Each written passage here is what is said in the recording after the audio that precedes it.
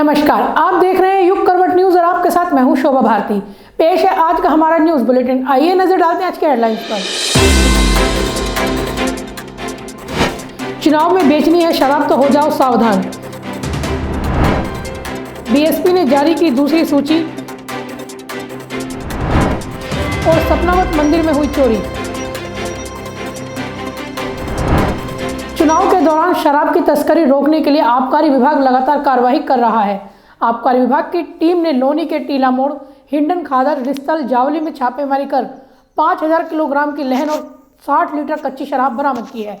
आबकारी विभाग की टीम ने दबिश के दौरान बरामद कच्ची शराब और लहन को मौके पर ही नष्ट करा दिया है। इस मामले में 4 मुकदमे दर्ज किए गए हैं।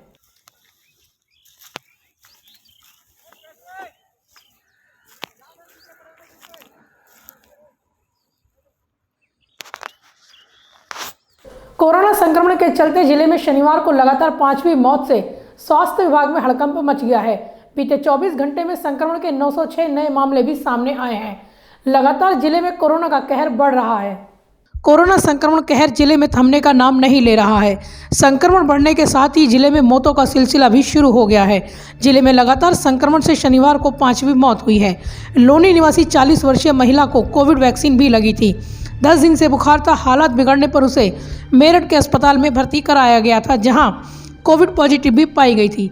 इलाज के दौरान ही महिला ने दम तोड़ दिया। 6 दिन में 5 मौतें संक्रमण से होने के चलते स्वास्थ्य विभाग में भी हड़कंप मचा हुआ है। वहीं बीते 24 घंटे में संक्रमण के 906 नए मामले सामने आए हैं। लगातार बढ़ रही मौतों से एक बार फिर कोरोना संक्रमण की दूसरी लहर की तरह जिले में खतरा मंडराने लगा है। 6 दिन में जहां 5 मौतें हुई हैं, वहीं संक्रमण के मामले भी इन 6 दिनों में 9509 दर्ज किए गए हैं, जो अब तक के सबसे अधिक मामले हैं।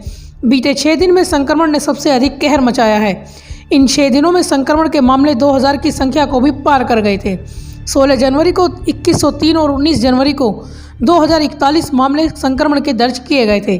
वहीं संक्रमण से 16 जनवरी को 1, 20 जनवरी को 2, 21 व 22 जनवरी को 1 मौत दर्ज की गई है। इस महीने अब तक संक्रमण से 5 मौतें हो चुकी हैं। जिले में अब तक 466 मौतें हो गई हैं। वहीं बीते 24 घंटे में ठीक होने वाले मरीजों की संख्या 1460 थी। इसके मुकाबले नए संक्रमण के मामलों की संख्या 906 है। जनवरी में अब तक 22,392 लोगों को संक्रमण हो चुका है, जो पिछले 2 साल में सबसे अधिक मामले हैं। ऐसे में लोगों को पूरी सावधानी बरतने की ज़रूरत है। जरा सी लापरवाही उन्हें गंभीर संकट में ला सकती है। अस्पतालों में भी धीरे धीरे भर्ती मरीजों की संख्या में इजाफा होने लगा है। ब्यूरो रिपोर्ट, युग करवट न्यूज़। गाजियाबाद विधानसभा की 5 सीटों पर 73 प्रत्याशियों ने नामांकन पत्र दाखिल किए हैं। सबसे अधिक उम्मीदवारों ने साहिबाबाद गाजियाबाद सीट से तो सबसे कम मोदीनगर सीट पर पर्चे दाखिल हुए हैं। गाजियाबाद की 5 विधानसभा चुनाव के लिए शुक्रवार को नामांकन का अंतिम दिन था। अंतिम दिन सबसे अधिक 31 उम्मीदवारों ने नामांकन किया। कुल 5 विधानसभा सीट के लिए 73 प्रत्याशियों ने नामांकन पत्र दाखिल किए। सबसे अधिक नामांकन साहिबाबाद और गाजियाबाद सीट पर भरे गए, तो सबसे कम मोदीनगर सीट से भरे गए। लोनी विधानसभा से 13 उम्मीदवार, मुरादनगर विधानसभा से 16 उम्मीदवार, साहिबाबाद विधानसभा सीट से 18 उम्मीदवार, गाजियाबाद विधानसभा से 18 उम्मीदवार और मोदीनगर विधानसभा से 8 उम्मीदवार ने अपने पर्चे दाखिल किए हैं। लोनी विधानसभा की बात करें तो यहां से भाजपा के नंद किशोर गुर्जर, लोकदल से मदन भैया, बसपा से आकिल, कांग्रेस से मोहम्मद यामीन, आम आदमी पार्टी से सचिन कुमार, रंजीता धामा ने निर्दलीय नामांकन किया। मुरादनगर विधानसभा सीट से भाजपा के अजीत पाल त्यागी, बसपा से अयूब खान, कांग्रेस से विजेंद्र यादव, रालोद से सुरेंद्र कुमार मुन्नी, आम आदमी पार्टी से महेश त्यागी ने नामांकन किया है। साहिबाबाद सीट से सपा प्रत्याशी अमरपाल शर्मा, भाजपा से सुनील कुमार शर्मा, आम आदमी पार्टी से छवि यादव, कांग्रेस से संगीता त्यागी, डॉक्टर सपना बंसल, विजय कुमार, सच्चिदानंद शर्मा, गीतांजलि औरंगजेब ने निर्दलीय पर्चा भरा है। गाजियाबाद विधानसभा सीट से कांग्रेस के सुशांत गोयल, भाजपा से अतुल गर्ग, सपा से विशाल वर्मा, बसपा से के शुक्ला, आम आदमी पार्टी से निमित कुमार ने पर्चा दाखिल किया है। वहीं मोदीनगर विधानसभा सीट से रालोद के सुदेश शर्मा, आम आदमी पार्टी के हरेंद्र कुमार शर्मा, भाजपा से डॉक्टर मंजू सिवाज, बसपा से डॉक्टर पूनम गर्ग, कांग्रेस से नीरजा कुमारी ने नामांकन किया है। 24 जनवरी तक नामांकन पत्रों की जांच के बाद नाम वापसी होगी व उसके बाद 27 जनवरी को अंतिम लिस्ट जारी होगी। ब्यूरो रिपोर्ट, युग करवट न्यूज़। सपनावत में मां वैष्णो देवी धाम में चोरों ने सोने चांदी के जेवर और दान पात्र में रखी नकदी पर हाथ साफ कर लिया। इस घटना की जांच में स्थानीय पुलिस जुट गई व सीसीटीवी खंगाले जा रहे हैं। हापुड़ के सपनावत में स्थित मां वैष्णो देवी धाम में बीती रात चोरों ने लाखों रुपए कीमत के सोने चांदी के आभूषण, दान पेटी की नकदी को चोरी कर लिया। चोरों ने माता के दरबार में चढ़े सोने चांदी के जेवर व कीमती रत्नों को भी चुरा लिया। मंदिर प्रबंधन ने बताया कि 21 तारीख को नियमित रूप से मंदिर में पूजा करने के बाद कपाट बंद किए गए थे। सुबह जब पूजा करने के लिए दरबार में पहुंचे तो वहां सब कुछ बिखरा मिला। आभूषणों के साथ ही दान पात्र में रखी नकदी भी चोर चुरा कर ले गए हैं। मंदिर के संस्थापक व वरिष्ठ भाजपा नेता संजीव गुप्ता ने घटना के बारे में विस्तार से जानकारी दी। अवस्था तारे टूटे हुए पड़े थे तो उनका फिर मेरे पास फ़ोन आया। मैंने सीओ एसओ को फ़ोन करा और फिर हम लोग वहाँ गए तो देखा कि वहाँ जो सोने चांदी की जो मूर्तियाँ और गहने वगैरह थे वो वहाँ से चोर चुरा के ले गए और जो कुछ कैश था वो भी ले गए। सारी घटना सीसीटीवी में कैद है जिसके हमने एफआईआर करा दी है। सीओ व एसओ साहब वो उस पर घटना स्थल पर आए और आगे की जांच जारी है। संजीव गुप्ता ने घटना की जानकारी वरिष्ठ भाजपा नेताओं के अलावा पुलिस को भी दी है। पुलिस द्वारा मंदिर में लगे सीसीटीवी की मदद से जांच की जा रही है। पुलिस मंदिर के आसपास दुकान लगाने वाले व रहने वालों से भी जांच कर रही है। ब्यूरो रिपोर्ट, युग करवट न्यूज़।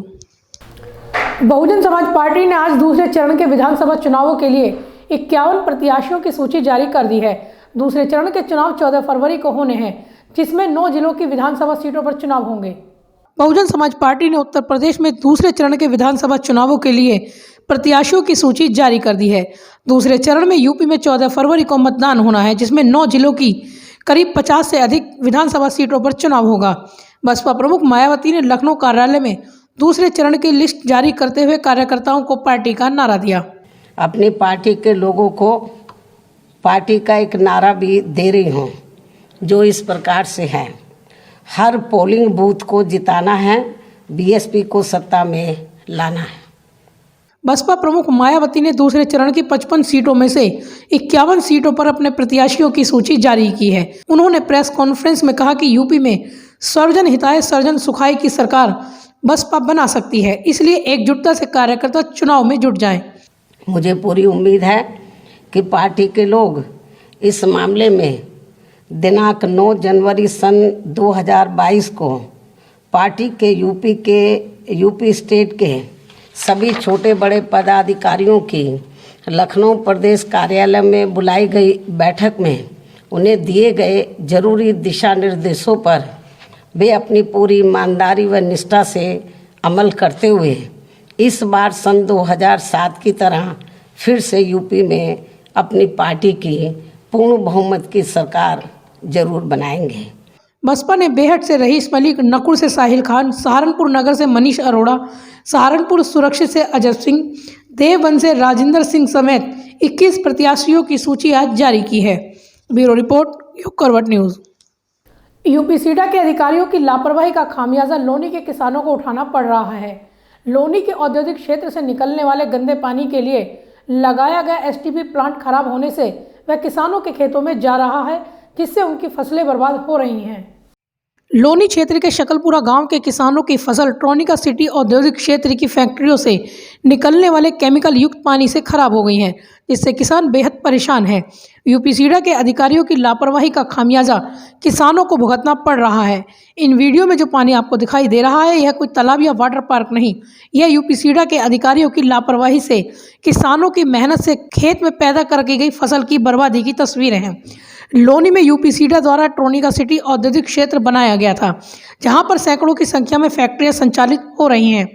यूपी सीडा द्वारा फैक्ट्रियों से निकलने वाले केमिकल युक्त पानी के लिए औद्योगिक क्षेत्र में ही एसटीपी प्लांट लगाया गया था, जहां से औद्योगिक क्षेत्र से निकलने वाले केमिकल वाले पानी को साफ करके पाइपलाइन के जरिए यमुना कैनाल नहर में डाला गया था। लेकिन अधिकारियों की उदासीनता के कारण यह प्लांट कुछ दिनों में ही बंद हो गया था। मेरी शिकायत ये है यूपीएसआईडी से, ये टोनिका सिटी जो बसाई है वहाँ से ये गंदा नाला जा रहा है। ये गंदा नाला टोनिका सिटी का है। ये जो वो ये क्या इंडस्ट्रीज एरिया जो है वो बसाया हुआ है, उसका गंदा नाला है। ये गंदा पानी ये सब आ रहा है सीवर का। ये सीवर यहाँ पे सीवर लाइन है और ये टूट रही है।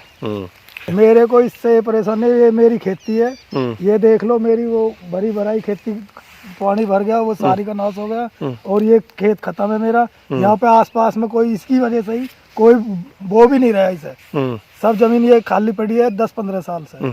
अब औद्योगिक क्षेत्र की फैक्ट्रियों से निकलने वाला केमिकल युक्त पानी लगातार यमुना कैनाल नहर में डाला जा रहा है। पाइपलाइन कई जगह से टूटने के कारण यह पानी किसानों के खेतों में भी जा रहा है और खेती के साथ साथ भूजल को भी दूषित कर लोगों को बीमार कर रहा है। ऐसा ही शकलपुरा के किसानों के साथ भी हो रहा है। गांव के किसान शामवीर ट्रॉनिका सिटी औद्योगिक क्षेत्र से निकलने वाले केमिकल युक्त पानी का दंश झेल रहे हैं। इस पानी को 10 साल हो गए, बीच में ये बंद होगा तो मैंने बोना शुरू कर दिया। ये कहीं ये लाइन पहले टूट गई कहीं पे, तो जब पानी बंद होगा, कई महीने बंद रहा तो ये सूख गया। मैंने बोया तो ये बोने पे फिर उन्होंने लाइन चालू करी, यहाँ पे कोई कार्रवाई नहीं करी। मैं इसके ऑफिस भी कई बार जा चुका, कम से कम भी 15-20 बार मैं ऑफिस जा चुका और कह के भी आया हूँ उनसे। क्या बोलते बल्कि जेई साहब हैं वो भी आते हैं, मेरे साथ भी आए थे, 2-4 बार प्लम्बर भी लेके आए थे, पर देखते हैं वो चले जाते हैं, कहते हैं सरकारी काम है, इसमें क्या होएगा।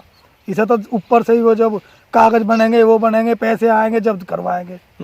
अब उनके तो पैसे आ रहे, हम गरीब आदमी कहाँ से खाएंगे, हम क्या करेंगे इसमें, ये बताओ सर। मेरी तो यही मांग है, मेरा जो नुकसान है 10 साल से, बताओ ये भी नहीं हो रहा मेरा, ये बंद हो जाए बस, मैं क्या करूं। तो किस तरह का पानी है ये? गंदा पानी है, बिल्कुल बेकार पानी है, केमिकल है, ये तो जमीन खराब कर रहा है। इससे तो गांव का भी पानी खराब होगा, नलों का। ये पीने योग्य पानी नहीं है हमारे यहाँ पे अब, इसी गंदे नाले की वजह से। ट्रॉनिका सिटी औद्योगिक क्षेत्र की फैक्ट्रियों से निकलने वाला यह पानी पिछले कई वर्षों से लोनी के शकलपुरा जावली गांव के पास यमुना कैनाल नहर में डाला जा रहा है, जो कि जावली गांव से होता हुआ हिंडा नदी में जा रहा है, जिसके कारण शकलपुरा, जावली, सिखरानी, रिस्तल, महमूदपुर सहित कई गांवों के भूजल को दूषित कर रहा है। किसान पानी के कारण नहर में उठने वाली दुर्गंध से भी बेहद परेशान हैं। कई बार इसकी शिकायतें की जा चुकी हैं, लेकिन यूपीसीडा के अधिकारी कोई कार्रवाई नहीं कर रहे हैं। ब्यूरो रिपोर्ट, युग करवट न्यूज़। बदमाशों का विरोध करना एक कर्मचारी को भारी पड़ गया। लूट का विरोध करने पर बदमाशों ने कंपनी के कर्मचारी को पिस्टल की बट मारकर बुरी तरह से घायल कर दिया। पुलिस ने मामले की जांच शुरू कर दी है। शुक्रवार की बीती रात बदमाशों ने साहिबाबाद की कंपनी से ड्यूटी से लौट रहे कर्मचारी प्रवीण के साथ लूट की घटना को अंजाम दिया। प्रवीण ने जब लूट का विरोध किया तो बदमाशों ने प्रवीण को बुरी तरह से मार पीट कर घायल कर दिया। बदमाशों ने प्रवीण के सिर पर पिस्टल की बट मार मार कर उसे गंभीर रूप से घायल कर दिया और उससे 6,000 रुपये भी लूट लिए। वारदात की सूचना मिलने पर लोनी बॉर्डर थाना पुलिस मौके पर पहुंची और तहरीर के आधार पर रिपोर्ट दर्ज कर जांच शुरू कर दी है। साहिबाबाद क्षेत्र में भी बदमाशों ने एक युवती से मोबाइल झपट लिया। लोनी सर्किल में 2 और शहरी क्षेत्र में चोरी की 3 वारदातों को अंजाम दे बदमाशों ने पुलिस को भी एक तरह से चुनौती दे डाली है।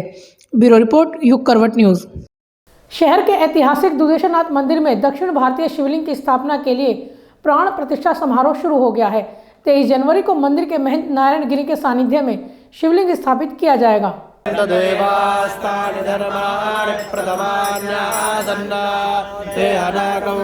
श्री दुधेश्वरनाथ मंदिर में आज दक्षिण भारतीय शिवलिंग की स्थापना समारोह शुरू किया गया।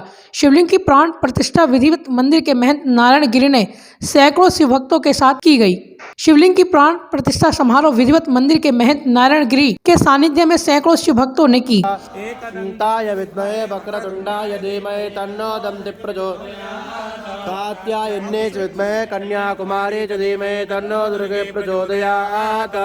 तत्पुरुषाय विद्महे महादेवाय धीमहि तन्नो रुद्रः प्रचोदयात्। नानासुगन्ध पुष्पाणि यथा कालो भवानि पुष्पाणि गृहाण परमेश्वर। दुधेश्वर विद्यापीठ के आचार्य व छात्रों ने मंत्रोच्चार के बीच शिवलिंग की प्राण प्रतिष्ठा समारोह का शुभारंभ कराया। सुबह 6 बजे से 9 बजे तक महंत नारायण गिरी की अध्यक्षता में पूजन संपन्न हुआ।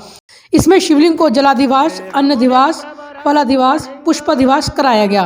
23 जनवरी को दक्षिण भारतीय शिवलिंग की विधि विधान से शुभ मुहूर्त में ही मंदिर परिसर में प्रतिष्ठा कराई जाएगी। इसके उपरांत रुद्राभिषेक होगा व भोग लगाकर विधिवत शिव भक्त इस पर जलाभिषेक कर सकेंगे।